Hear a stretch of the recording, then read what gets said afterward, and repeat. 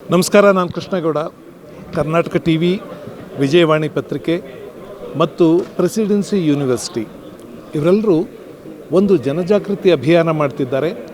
ಜನಗಳು ಕುಡಿದು ಪ್ರಾಣ ಕಳ್ಕೊಬೇಡಿ ಅಂತ, ಕುಡಿದು ವಾಹನ ಚಾಲನೆ ಮಾಡಿ ಆಮೇಲೆ ವರ್ಷದ ಕೊನೆ ಆದರೆ, ಹೊಸ ವರ್ಷ ಬಂದರೆ ನಮಗೆ ಅದನ್ನು ಆಚರಿಸೋ ಸಂತೋಷಕ್ಕೆ ಕುಡಿಯೋದನ್ನು ಬಿಟ್ಟು ಬೇರೆ ಮಾರ್ಗಗಳೇ ಇಲ್ವಾ?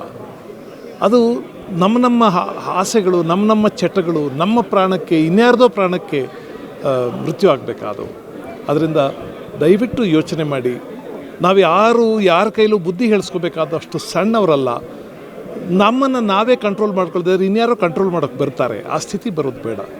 ದಯಮಾಡಿ ನೀವೆಲ್ಲರೂ, ನಿಮ್ಮ ಹಿಂದೆ ಅಪ್ಪ ಅಮ್ಮ ಇರ್ತಾರೆ, ಹೆಂಡತಿ ಮಕ್ಕಳು ಇರ್ತಾರೆ, ಅಥವಾ ನಿಮ್ಮ ಎದುರಿಗೆ ಹೋಗೋ ಜನ ಇರ್ತಾರಲ್ಲ, ಅವ್ರಿಗೂ ಅಪ್ಪ ಅಮ್ಮ ಇರ್ತಾರೆ, ಹೆಂಡತಿ ಮಕ್ಕಳು ಇರ್ತಾರೆ, ಅಣ್ಣ ತಮ್ಮಂದಿರು ಇರ್ತಾರೆ.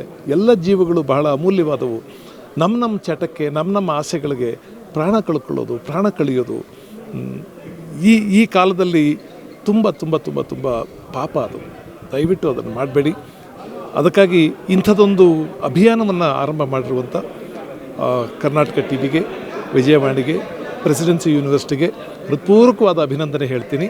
ದಯವಿಟ್ಟು ಎಲ್ಲರೂ ಇವರ ವಿವೇಕದ ಮಾತುಗಳನ್ನು ಕೇಳಿ ಅಂತ ನಿಮ್ಮನ್ನು ಪ್ರಾರ್ಥನೆ ಮಾಡ್ಕೊತೀನಿ. ನಮಸ್ಕಾರ.